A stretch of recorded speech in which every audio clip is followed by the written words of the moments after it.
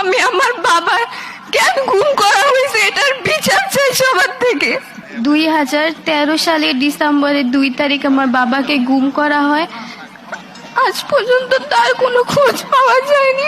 আমরা ছোট থেকে বড় হয়ে গেছি বাবার আদর ছাড়া। বাবার হাতটা পর্যন্ত ধরতে পারিনি। যখন আমরা একটু ছিলাম তখন এখানে আসতাম, আজকে আমরা এখানে দাঁড়িয়ে বক্তব্য দিচ্ছি। পরীক্ষা শেষে সবাই সবার বাবার সাথে খুঁজতে চাই, আজকে আমার বাবার ছবি ধরে বাবাকে খুঁজতে আসছি।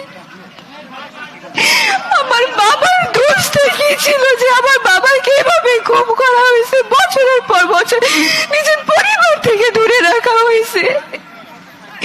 আমাদের এমন কি দোষ ছিল যে আমাদের বাবাকে আমরা দেখতে পারিনি? আমার বাবাকে ফিরিয়ে দিন, আমরা আপনাদের কাছে কিচ্ছু চাই না। আমরা অনেক কান্না করছি, এখন শুধু আমরা আমার বাবাদের ফিরিয়ে চাই, বাবার হাতটা ধরতে চাই।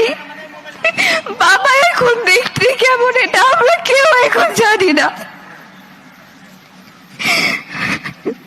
আমি আমার বাবা কেন গুম করা হয়েছে এটার বিচার চাই সবার থেকে।